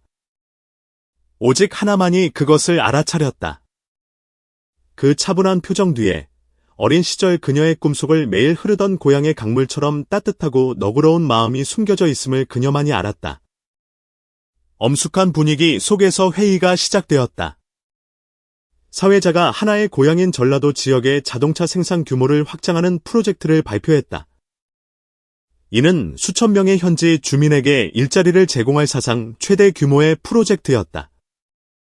모두가 태섭 할아버지의 말 한마디 한마디에 귀를 기울이며 필기했다. 개발 계획도와 장기 전략이 차례로 화면에 비쳤지만 하나의 마음속에는 그 어떤 단 한 글자도 제대로 들어오지 않았다. 그녀는 여전히 예든인의 모습에서 눈을 뗄 수 없었다. 겹겹이 쌓인 기억들, 목이 메던 장면들이 밀려왔다. 떨리는 손으로 차가운 주먹밥을 건네던 날들. 비 오는 추운 밤, 그 말은 팔로 자신을 업어 피난처로 데려다주던 모습. 안개처럼 슬펐던, 세상 모든 시선을 피하던 그 눈빛. 그런데 오늘, 그가 살아있는 기념비처럼 저곳에 서 있었다. 회의는 거의 3시간 동안 이어졌고, 태섭 할아버지가 가정 형편이 어렵지만 학업이 우수한 학생들을 위한 새로운 장학재단 계획을 발표하자 우레와 같은 박수갈채로 마무리되었다. 하나는 가슴이 벅차 터질 것 같았다. 아무도 눈치채지 못하는 사이 태섭 할아버지가 조용히 비서를 불러 무언가를 속삭였다. 작은 봉투 하나가 손에서 손으로 건네져 조용히 그리고 정확히 그녀에게 전달되었다. 회의실을 나온 하나는 건물 현관 앞 부겐빌레아 나무 아래 멍하니 서 있었다. 손에는 그 편지가 들려 있었다. 우리 아가씨, 하나에게 봉투 위에는 비뚤배뚤하지만 힘있고 익숙한 글씨체가 쓰여 있었다. 하나는 떨리는 손으로 편지를 열었다. 안에는 단 몇 줄만 적혀 있었다. 내일 오후 호숫가 99번지로 오너라. 너에게만 할 말이 있단다. 서명도 다른 어떤 말도 없었다. 하지만 하나는 알았다. 이 만남이 단순한 대화가 아님을 잘 알고 있었다. 그것은 오랜 세월 쌓인 은혜의 연결고리였고 오랫동안 마음속에 품어온 수많은 질문에 대한 대답이었다. 그녀는 편지를 가슴에 꼭 껴안았다. 심장이 고향의 축제 북소리처럼 세차게 울렸다. 마음 한구석은 불안하고 걱정되었지만 다른 한편으로는 길 잃은 아이가 집을 찾은 것처럼 기쁘고 행복했다. 그날 저녁, 하나는 자취방의 작은 침대에 앉아 가족에게서 남은 유일한 기념품인 낡은 손수건을 펼쳤다. 그리고 처음으로 과거를 생각하며 미소 지었다. 아무리 작은 친절이라도 기적의 씨앗을 심을 수 있다는 것을 깨달았다. 그날, 가난한 소녀가 가진 것은 식은 밥 한 줌과 순수한 연민뿐이었다. 그날, 떠돌이 노인이 가진 것은 슬픈 눈과 상실감으로 차가워진 심장뿐이었다. 그들은 돈으로 살 수 없는 가장 귀한 것, 즉 사람에 대한 믿음을 서로에게 주었다. 그리고 오늘, 붐비는 도시 한복판에서 그 믿음은 그녀가 감히 꿈꿔왔던 그 어떤 것보다 더 찬란하게 조용히 싹트고 꽃피우고 있었다. 하나는 편지를 꽉 쥐었다. 두 눈이 강렬한 빛으로 반짝였다. 내일, 그녀는 호숫가 99번지 그 집으로 갈 것이다. 내일, 그녀는 진실을 알게 될 것이다. 그리고 내일, 그녀는 감히 들어갈 수 있다고 생각조차 못했던 새로운 삶의 문이 그녀 앞에 활짝 열릴 것이다. 거대한 철문이 시간의 속삭임처럼 삐걱이는 소리를 내며 천천히 열렸다. 문 너머로 드넓은 정원이 나타났고 순백의 안개꽃으로 가득했다. 하나는 빛바랜 천 가방끈을 꽉 쥔 채 얼어붙었다. 구름처럼 부드러운 하얀 꽃송이들이 만발하여 부드러운 저녁 햇살 속에 은은한 향기를 뿜어냈다. 그녀는 똑똑히 기억했다. 아주 오래전, 가난한 소녀였던 그녀가 시장 옆에서 시든 꽃다발을 주워 작은 다발로 만들어 태섭 할아버지에게 수줍게 건넸던 일을. 그때 그는 웃었다. 보기 드문, 이상하리만치 따뜻한 미소였다. 순수함, 변치 않는 마음, 그리고 결코 잊히지 않는 기억을 상징하는 안개꽃. 정원 사이로 돌길이 나 있었다. 하나의 발걸음이 조심스럽게 그 위를 내디뎠다. 마치 과거를 향해 한 걸음 한 걸음 나아가는 것처럼. 그녀와 그 모두가 세상에서 잊혔다고 생각했던 그 시절로. 고풍스러운 저택이 고목 그늘 뒤에 숨어 있었다. 이끼 낀 벽은 세월의 흔적을 머금고 있었지만 문짝 하나, 유리창 하나까지 모두 깨끗하고 단정했다. 마치 오랜 세월 묵묵히 기다려온 마음처럼. 태섭 할아버지가 그곳에 서 있었다. 수수한 옷차림이었지만 여전히 위엄 있고 당당한 모습이었다. 하나를 보는 그의 눈빛이 거친 바위를 스쳐가는 물줄기처럼 문득 부드러워졌다. 왔구나. 그가 부드럽게 말했다. 고향의 논바람 같은 낮고 따뜻한 목소리였다. 하나는 만감이 교차하는 마음으로 머뭇거리며 다가갔다. 그를 어떻게 불러야 할지 몰랐다. 옛날에 그 떠돌이 할아버지라고 해야 할지, 아니면 오늘날의 유명한 부자 회장님이라고 해야 할지. 태섭 할아버지가 들어오라는 손짓을 했다. 응접실은 넓지만 아늑했고 부자의 과시하는 듯한 모습은 전혀 없이 낡은 가구들로 소박하게 꾸며져 있었다. 흑단목 찻상 위에는 김이 모락모락 나는 따뜻한 찻잔 2개가 놓여 있었다. 두 사람은 마주 앉았다. 긴 침묵의 순간이 흘렀다. 이윽고 태섭 할아버지가 마음속 깊이 묻어두었던 이야기처럼 천천히 입을 열었다. 오래전, 나는 모든 것을 가졌었지. 현명한 아내, 착한 아들, 그리고 남들이 우러러볼 만한 재산까지. 하나는 숨을 죽였다. 그의 삶이 그토록 풍족했으리라고는 상상도 못했다. 하지만 그가 목소리를 낮추며 말을 이었다. 교통사고 한 번이 모든 것을 앗아갔다. 비 내리던 어느 오후, 아내와 아들은 떠나고 끝없는 공허함 속에 나 홀로 남겨졌지. 그는 끓어오르는 감정을 억누르려는 듯 의자 팔걸이를 가볍게 움켜쥐었다. 나는 모든 것을 버렸다. 돈, 명예, 지위, 모든 것이 무의미해졌어.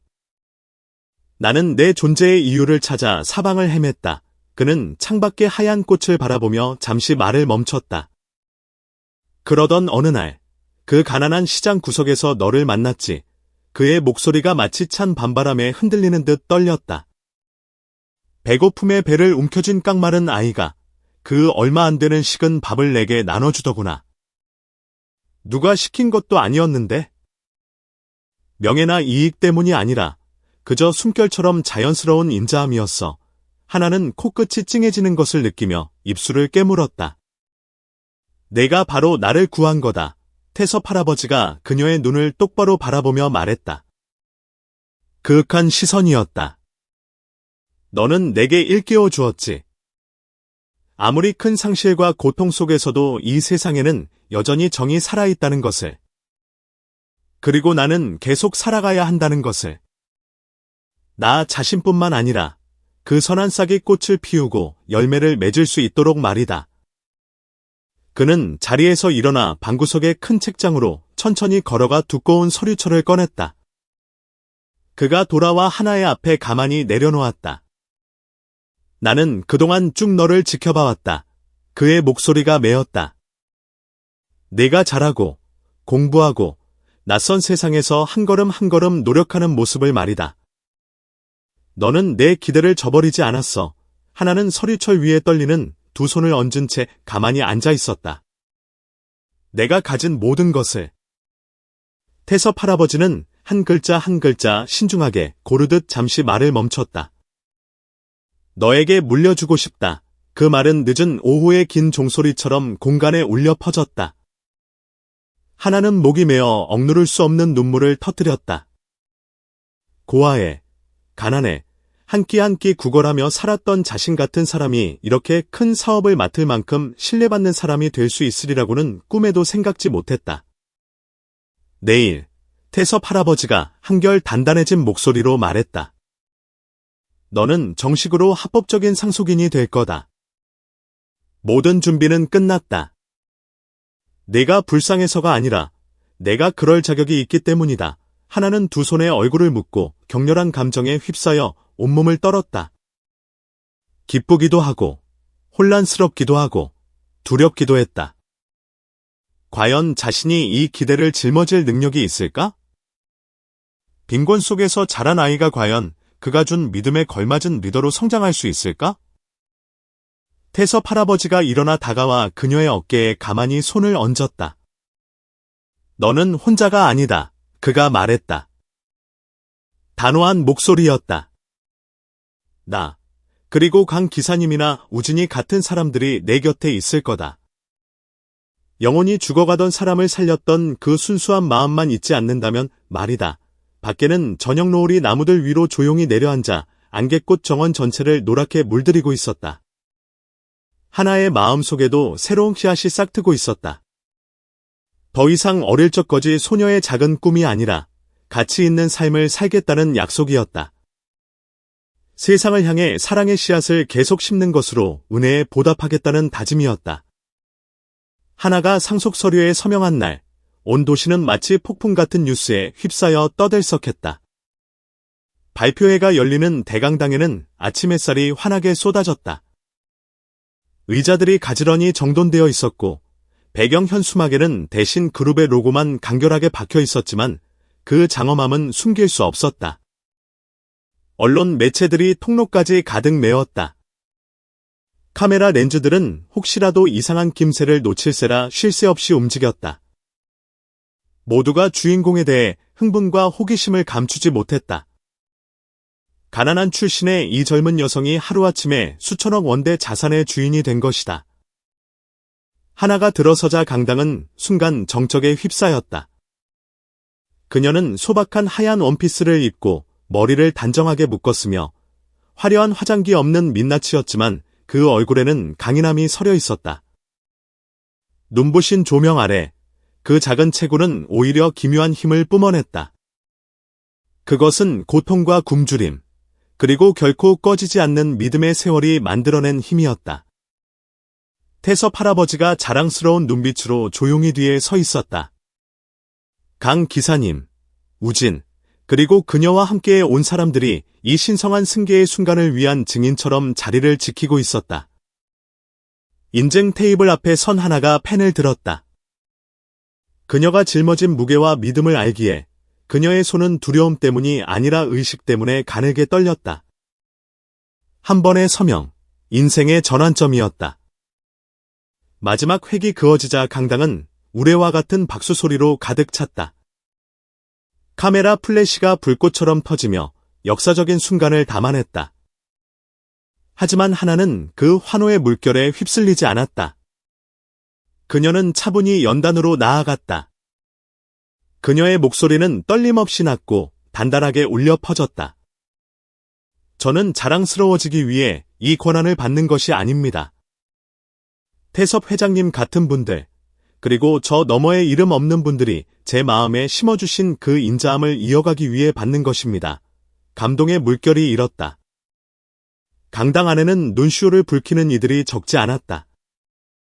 하나가 말을 이었다. 저처럼 굶주림을 겪었던 아이들을 위해 대신 새싹 장학 프로그램을 시작하겠습니다.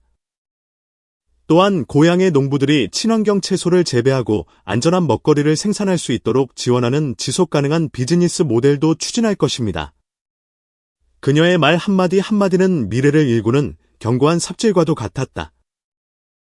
공허하거나 화려하지 않고 오직 찢어지는 가난 속에서 다져진 진정성과 강인한 의지만이 담겨 있었다. 다시 한번 박수 소리가 터져 나왔다. 이번에는 소란스럽지 않고 존경심이 묻어나는 느린 박수였다.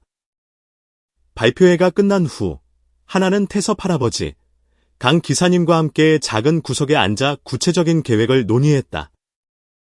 유리창 너머로 저녁 햇살이 쏟아져 들어와 서로 다른 세대와 과거를 가졌지만 세상을 더 나은 곳으로 만들고 싶은 하나의 열망을 공유한 세 사람의 그림자를 드리웠다.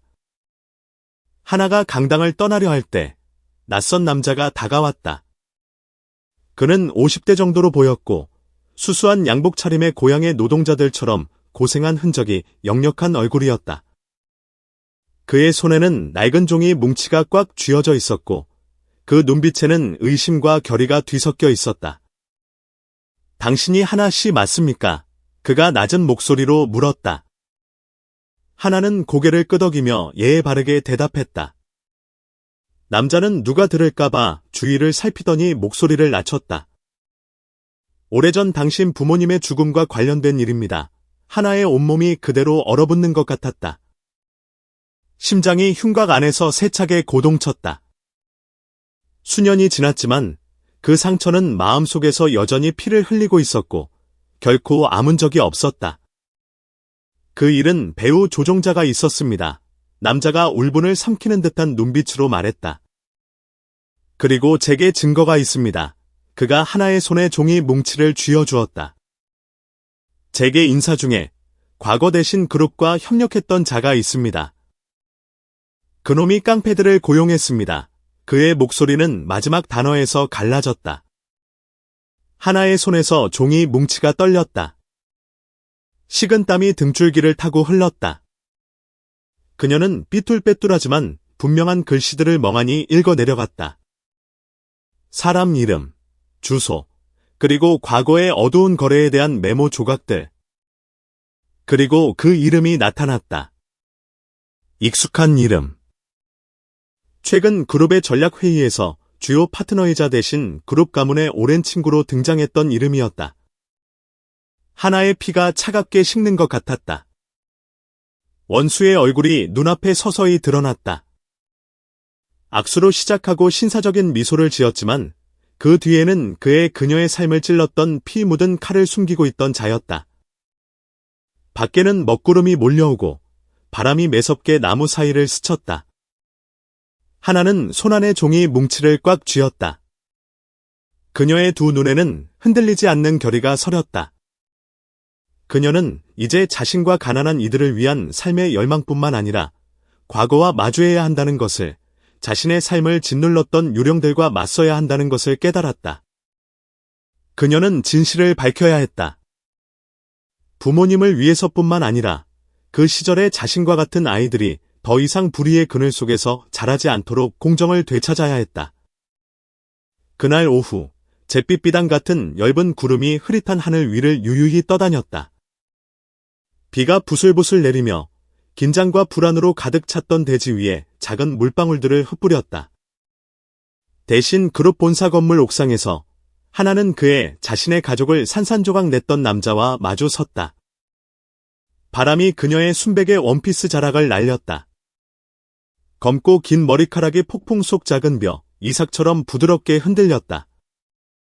남자는 고개를 숙인 채 그 옛날 작았던 소녀의 막지만 단호한 눈빛을 피하며 두 손을 떨고 있었다. 그가 저지른 범죄의 증거가 담긴 고발 서류가 차가운 돌 테이블 위에 놓여 있었다. 하나는 작은 두 손을 굳게 맞잡고 몸이 떨리지 않도록 꼿꼿이 섰다. 그녀에게는 원망할 권리, 저주할 권리, 피 한 방울, 눈물 한 방울까지 되돌려달라고 요구할 권리가 있었다. 하지만 하나의 눈에는 더 이상 증오가 서려 있지 않았다. 그녀의 눈빛은 고요하고 평온했다. 마치 수많은 급류를 거쳐 이제 드넓은 바다로 평화롭게 흘러가는 강물처럼. 그녀의 목소리가 낮지만 단호하게 울려 퍼졌다. 당신을 법에 맡기겠습니다. 오늘부로 과거는 여기서 끝입니다.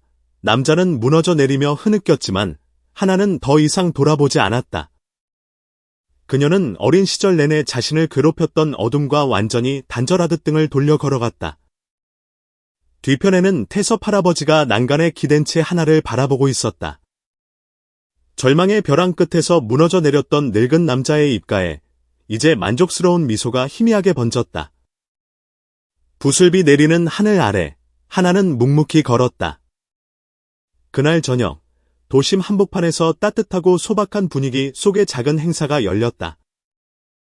희망의 새싹센터 입구에 붉은 리본이 걸렸다. 하나가 설립한 첫 번째 기관으로 가난한 아이들, 그 옛날 자신처럼 사랑이 결핍된 아이들을 위한 곳이었다. 태섭 할아버지, 강 기사님, 우진, 가은, 그리고 그 험난한 여정 내내 그녀와 함께했던 많은 사람이 참석했다. 하얀 옷을 입은 아이들이 순백의 안개꽃 다발을 손에 들고 꿈에 대해 그린 그림 옆에서 환하게 웃고 있었다. 하나는 감동으로 약간 떨리는 손으로 가위를 들었다. 그녀는 살며시 하늘을 올려다보았다. 어젯밤 꿈속에서 부모님이 푸른 벼 포기 아래 서서 미소 지으며 손을 흔들며 당부하셨다. 용서가 스스로를 해방하는 길이란다. 우리 딸아, 하나는 입술을 깨물었다. 눈물 한 방울이 흘러내렸지만 그녀는 재빨리 닦아냈다. 가위가 부드럽게 붉은 리본을 잘랐다. 파도처럼 박수 소리가 터져 나왔다. 웃음소리와 반짝이는 플래시 불빛 속에서 하나의 마음은 이상하게도 텅 빈 기분이었다. 상실감으로 인한 공허함이 아니라 가볍고 편안한 빈 공간이었다. 증오가 씻겨나가고 무거운 짐을 내려놓은 빈자리였다. 행사가 끝난 후 그녀는 홀로 센터 처마 밑에 앉아 창밖의 가벼운 비를 조용히 바라보았다. 아이들이 마당을 뛰어다니며 아기 새들처럼 제잘거렸다. 양갈래로 머리를 딴 6살쯤 되어 보이는 여자아이가 달려와 그녀의 손에 안개꽃 한 송이를 쥐어주었다. 하나 선생님, 이 꽃 예뻐요. 하나는 소녀를 껴안았다. 이상하게도 마음이 따뜻해졌다. 정말 예쁘구나. 그녀가 목이 메어 속삭였다. 너희들처럼 말이야. 작지만 강인한 새싹들처럼 사람들이 모두 돌아가고 비도 그쳤다. 태양이 떠오르는 저 먼 하늘은 엷은 구름을 뚫고 첫 빗줄기를 내뿜고 있었다. 하나는 오랫동안 조용히 서 있었다. 그녀는 마치 자신에게 말하듯 혹은 부모님이 듣고 계실 머나먼 곳을 향해 속삭였다. 아버지, 어머니, 저 같이 있게 살았어요. 그녀는 걸었다. 어린 시절의 꿈과 고단했던 날들, 그리고 미래에 대한 믿음이 흠뻑 배어있는 벽돌 바닥을 한 걸음 한 걸음 내디뎠다. 이제부터 어떤 어둠도 하나의 마음속 빛을 가릴 수 없었다. 고통의 여정, 오래된 꿈의 여정이 막을 내렸다. 하나가 더 이상 자신만을 위해서가 아니라 저 밖에서 힘겹게 살아가는 이들을 위해 살아갈 새로운 새벽이 밝아오고 있었다. 그리고 그녀는 알았다. 인생에 아무리 많은 풍파가 닥쳐도 마음속의 인자함과 용서의 빛만 간직한다면 누구나 찬란한 내일로 나아갈 수 있다는 것을. 저는 이런 말을 들은 적이 있습니다. 친절을 베푸는 사람은 모든 것을 가진 사람이 아니라 이 세상에 여전히 좋은 것이 남아있다고 믿는 사람이라고요. 하나와 태섭 할아버지의 이야기는 저에게, 그리고 아마도 여러분에게도 상기시켜줍니다.